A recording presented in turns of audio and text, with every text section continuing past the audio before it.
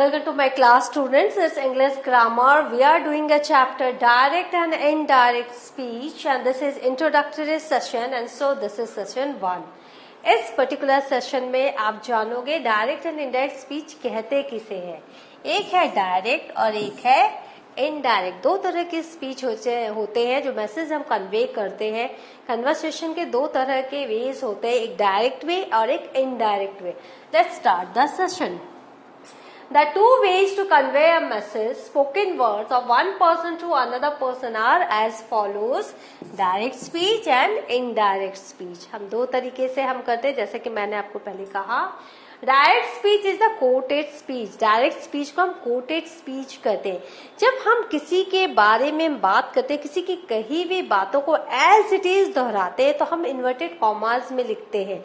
ये हम written punctuation marks के बारे में मैं बात करूं. जब आप लिखते हैं तो उसने कहा inverted comma begins and as it is the words are written, तो that is called direct speech. Direct speech repeats or quotes the exact words spoken. It is sometimes called quoted speech. इसीलिए हम कभी कभी इसको quoted speech भी बोलते हैं. When we use direct speech in writing, we place the words spoken between quotation marks. Quotation marks के बीच में हम वो words यूज करते हैं, लिखते हैं, and there is no change in these words. और इसके बीच में कोई change नहीं होता है. She said, today's lesson is on presentation. अब ये देखो, उसने कहा, यहाँ inverted comma begins, उसने कहा comma, inverted comma begins, today's lesson is on presentations, और यहाँ inverted comma close. This is inverted comma close, और this is here, it's a full stop. और today's lesson is on presentation, यहाँ पर हम अगर स्टार्टिंग से स्टार्ट करें तो भी inverted comma begins, inverted comma close, और यहाँ comma, and then she said. These are the two ways of writing direct speech. Indirect speech या रिपोर्टेड स्पीच, जब हम किसी की कही हुई बातों को हम अपने तरीके से कहते हैं, एज ए थर्ड पर्सन हम कहते हैं, तो उसे हम रिपोर्टेड स्पीच कहते हैं. रिपोर्टेड और indirect speech is usually used to talk about the past, और वो घटना हो चुकी होती है, वो बातें हो चुकी होती है, उसके बाद हम उस बातों को कहते हैं. इसीलिए always you remember, indirect speech जो होता है वो पास्ट में जाता है. Always you will have to use the past tense, the time before. So we normally change the tense of the words spoken, क्योंकि हम as it is लिखते नहीं है, लेकिन जब हम इसको इनडायरेक्ट वे में हम कहते हैं तो हम उनके क्या करते हैं, टेंस को चेंज कर देते हैं. प्रेजेंट या फ्यूचर में कही हुई चीजों को हम पास्ट में कहते हैं.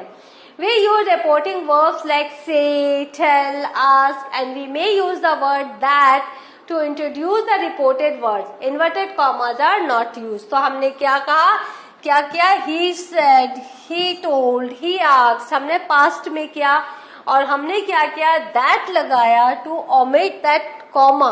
She said comma, उस comma को हटाने के लिए हमने that यूज किया, और हमने inverted commas को भी हटा दिया. Right? तो this is the way of writing indirect word.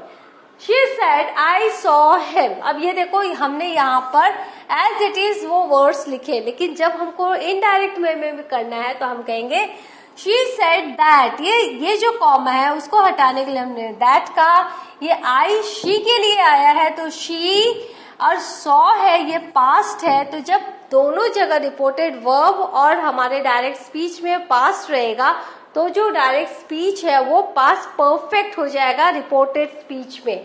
तो that she had seen him, यहाँ पर आप देखो इनडायरेक्ट स्पीच में ये क्या हो गया, पास्ट परफेक्ट.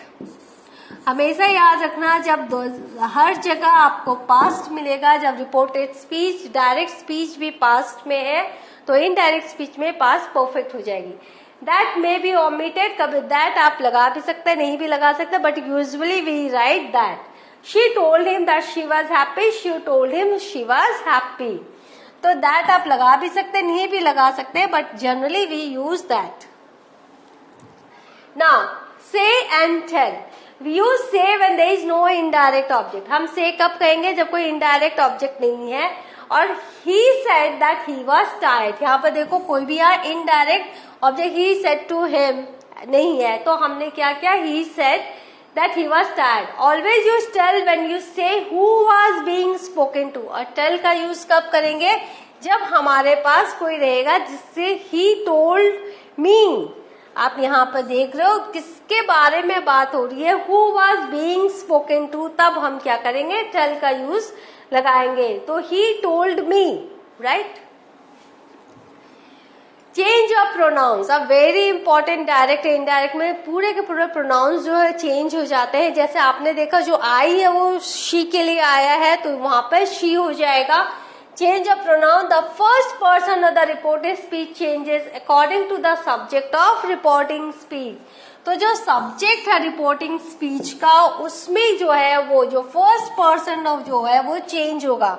जैसे direct She said I am in 9th class. यहाँ पे देखो she है, she said I am in the 9th class. जो ये I है ये she के लिए है, उसने कहा है. तो इनडायरेक्ट स्पीच में हम करेंगे she says या she said, this will be she said that she was in 9th class. क्योंकि आपको पता है वो पहले कही थी जब, लेकिन जब हम रिपोर्टिंग कर रहे हैं तो वो जो उसका कहा वो पास्ट में, तो हम इसको यहाँ पर एम को हम यहाँ वॉज लिखेंगे और जो प्रोनाउन आई है वो यहाँ पर शी हो जाएगा. फर्स्ट पर्सन आई जो है यहाँ पे थर्ड पर्सन हो जाएगा. She was in 9th. और यहाँ पर जो ये है ये this will be said because she said. Next, the second person the reported speech changes according to the object of the reporting speech. पहले क्या था? subject of the reporting speech जो first person है, लेकिन second person क्या है? you. तो you जो है वो according to the object of reporting speech. He says to them, you have completed your job. तो he tells them that you जो है क्या them के लिए है, तो ये they हो जाएगा. They have completed their job. ये your job क्या होगा? they their. और इसकी एक पूरी चार्ट है, वो मैं आपको डायरेक्ट एंड इनडायरेक्ट की चार्ट भी मैं आपको बताऊंगी. तो that they have completed their job. Now the third person of reported speech doesn't change, वो as it is रहेगा. He says she is in the 10th class. तो indirect he says that she is in 10th class. तो there is no change in that. Now changes of place and time. Place and time का change कैसे होगा? Words expressing nearness in time or place in direct speech are generally changed into words expressing distance. तो nearness को express करने वाले जो words हैं direct speech के, वो distance को express करेंगे indirect speech में. जैसे जो now है वो then हो जाएगा, here there हो जाएगा, ago before हो जाएगा, thus so हो जाएगा, today that day, tomorrow the next day, this that, yesterday is the day before, these is those, hither is thither, come and go.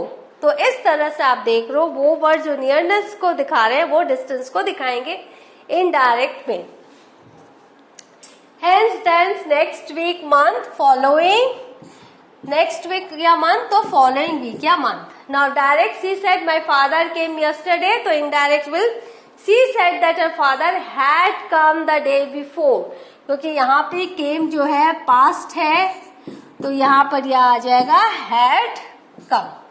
Direct she says will say my father came yesterday, तो यहाँ पर आप देख रहे हो she says will say है, तो she says will say that her father had come yesterday. Here the reporting verb says is in the present tense और will say is in a future tense. तो अंदर जितना भी है time expression है ये चेंज नहीं होगा. अगर रिपोर्टिंग वर्ब आपको प्रेजेंट या फ्यूचर टेंस में है तो अंदर जो भी आपका रिपोर्टिंग स्पीच है वो एज इट इज आप लिखोगे. Now punctuation marks देख लो. The words that actually spoken should be enclosed in quotes. आपको पता है कोटेशन मार्क्स लगाना है and begin with a capital letter.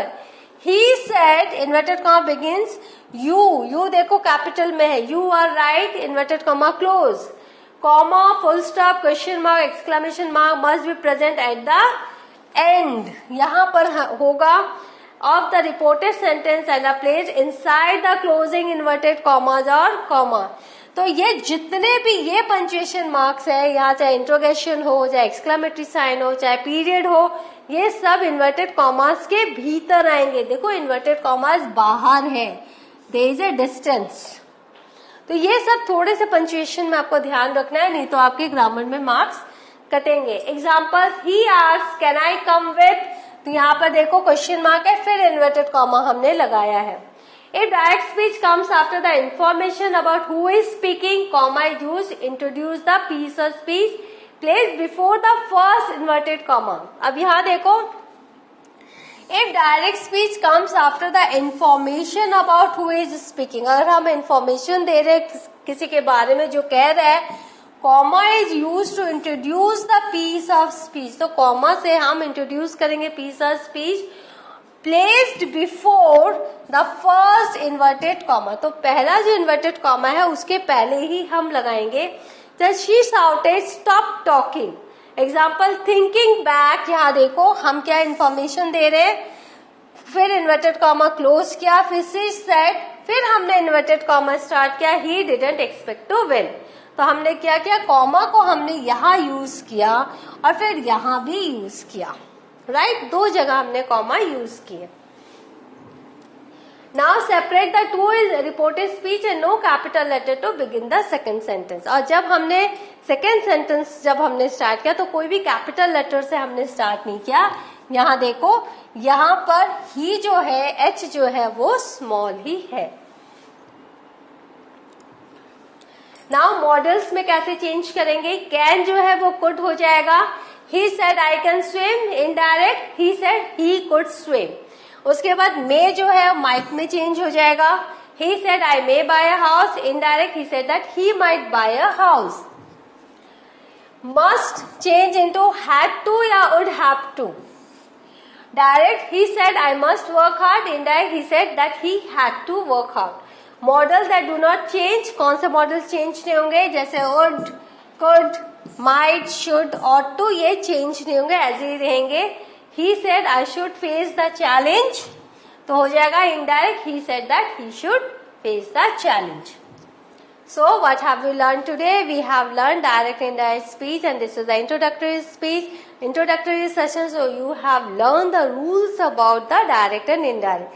The next session I will be with in detail about the other things of the same chapter. Thank you.